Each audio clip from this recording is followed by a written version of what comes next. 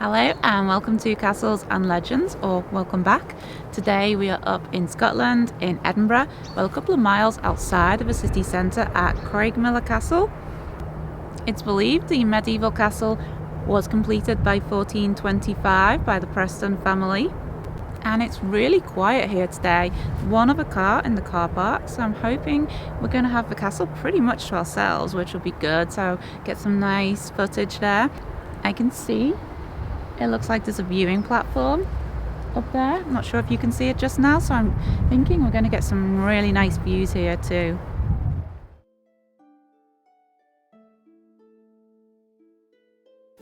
The Preston family were first granted land in the area of Craigmillar by King David II in 1342, which entitled them to 2/3 of the Craigmillar estate. Just over 30 years later, in 1374, King Robert II granted the remaining lands to Sir Simon de Preston. By this time, the family name was well known in the area, and to symbolise their power, they began to build on the land.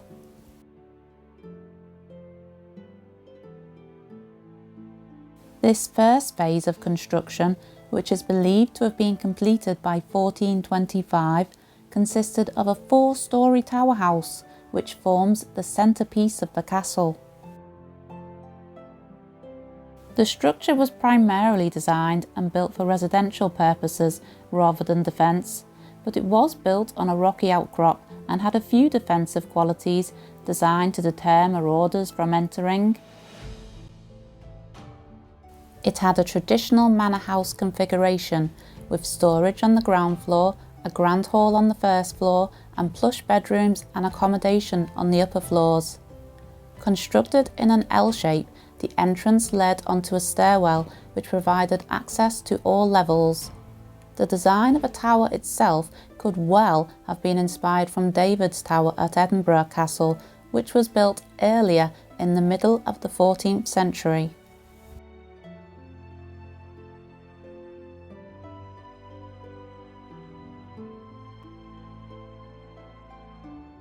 One member of the Preston family who became quite renowned in the area is Sir William Preston, born in 1417, when he bequeathed to St Giles Church in Edinburgh a sacred arm bone of St Giles, the city's patron saint. William had apparently acquired the relic in France, but how he did is unknown. When William died in 1453, he was buried at the church, and in 1455 the council honoured him by building an additional aisle at St Giles in his memory. Unfortunately, the relic vanished at the Reformation in 1560.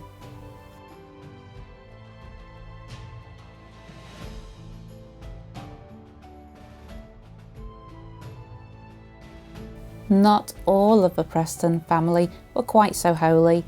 In 1479, William's grandson, Simon III, was implicated in the murder of a member of the Royal Stuart House. King James III had a younger brother, John Stuart, Earl of Mar, who James resented due to his popularity. James had John locked up, following a dream where a witch had warned him that he would die at the hand of his nearest kin.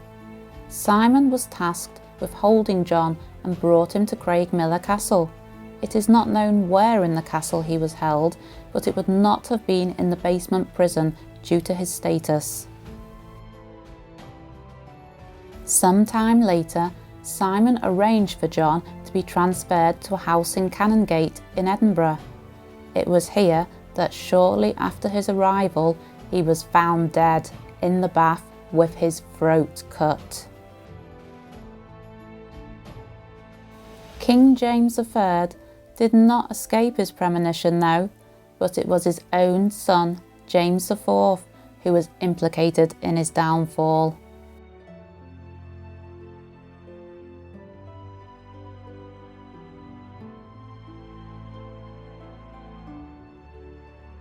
Over the generations, the Preston family added more additions to Craigmillar, starting in the mid to late 15th century with an inner courtyard and wall that surrounded the tower house.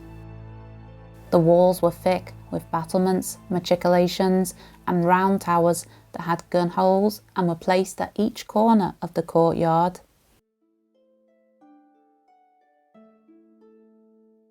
Work continued through the 15th and 16th centuries with the construction of the East and West Ranges. The East Range was 4 stories high and connected to the tower via a corridor. It has many rooms and nooks and crannies and feels like quite a maze when exploring. The rooms included a bakehouse, storerooms, prison, kitchen, private chambers and what appears to be a gallery on the top floor.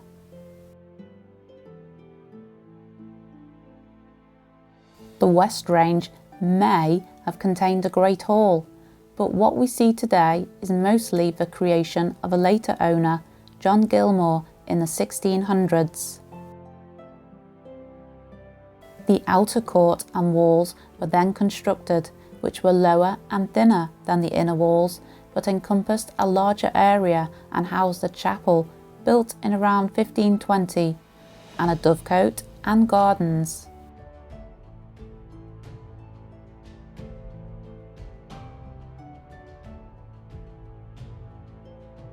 During the 8 Years' War, which lasted from 1543 to 1551 and was part of the Anglo-Scottish Wars of the 16th century, King Henry VIII of England attempted to impose a forced marriage between Edward, Prince of Wales, and Mary, Queen of Scots. During this time, English troops under the Earl of Hertford sacked Edinburgh and proceeded to burn Craigmillar Castle. Sir Simon Preston had the castle repaired and took the opportunity to remodel some of the buildings in the courtyard. Sir Simon was a key supporter of Queen Mary and had been with her during her time in France. As a reward for his loyalty, Queen Mary appointed him to the Privy Council. Queen Mary stayed at Craigmillar on more than one occasion, as Scottish nobility did like to take a break from living in Edinburgh Castle or Holyrood. In 1566, Queen Mary came to stay at Craigmillar after falling ill following the birth of her son, the future James VI, and was in a state of depression. She came to seek rest and peace. It was during Mary's 3-week stay that a pact known as the Craigmillar Bond was made between the Earls of Bothwell, Argyll and Huntly. It is not known if Mary knew about the arrangement, but essentially it was a plot to dispose of her husband Henry Stuart, Lord Darnley, who was a very unpopular person. It was originally intended that Darnley would be invited to stay at Craigmillar, where the conspirators presumably would execute their plans. But Darnley decided against this, possibly sensing danger. Instead, he stayed in his house in Edinburgh, where he was found murdered in February 1567. Mary then married Bothwell, who was involved in the plot to kill her previous husband. Whether this was her choice or she was forced to marry him is not known, but the marriage caused problems for her and rebellions began to take place, which eventually led to her downfall.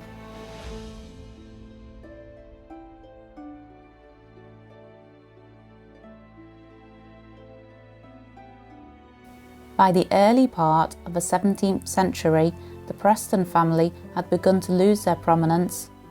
Sir Robert Preston died in 1639 and Craigmillar was passed on to David Preston, who was a distant cousin. David's son decided to sell the castle and it was bought by Sir John Gilmore in 1660.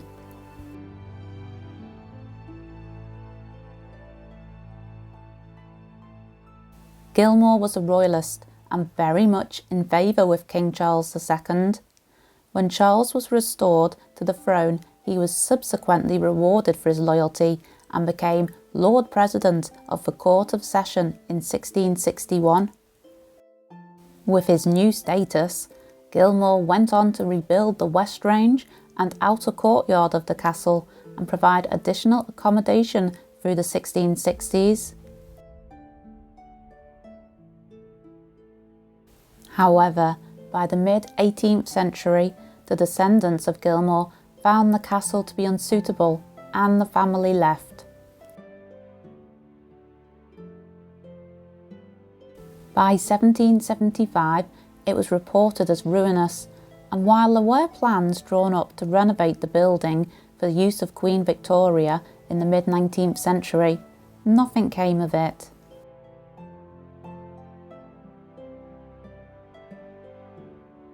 In 1949, Sir John Little Gilmore entrusted Craigmillar Castle under the care and maintenance of the public body Historic Environment Scotland.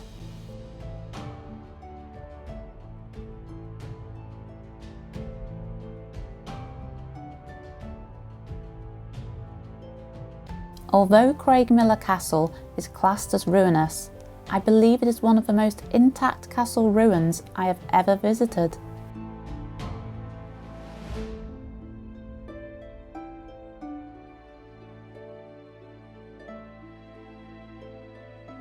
If you are thinking the castle looks quite familiar, it might be because it's been featured on the hit TV show Outlander and the Netflix movie Outlaw King.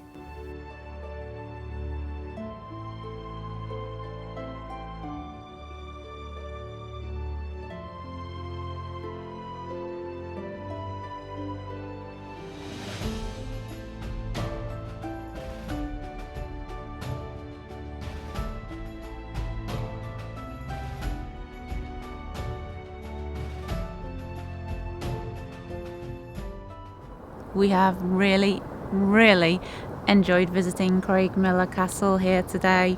The ruins are like a maze and there's so much to go and look around, up and down, the views from the top there. Incredible. Some castles that are in a ruinous state, there's not a great deal still to look around, but here there is plenty, lots of different levels, different rooms. It's amazing there, plenty to explore. I really couldn't recommend this place enough, and it's just so quiet and tranquil here. It is Monday, so that could have something to do with it, but yeah, I would really recommend coming here. Lots of history and just beautiful. I hope you have enjoyed our video today. Please do give us a like, a thumbs up, and subscribe if you have not already. And I hope to see you again on another adventure.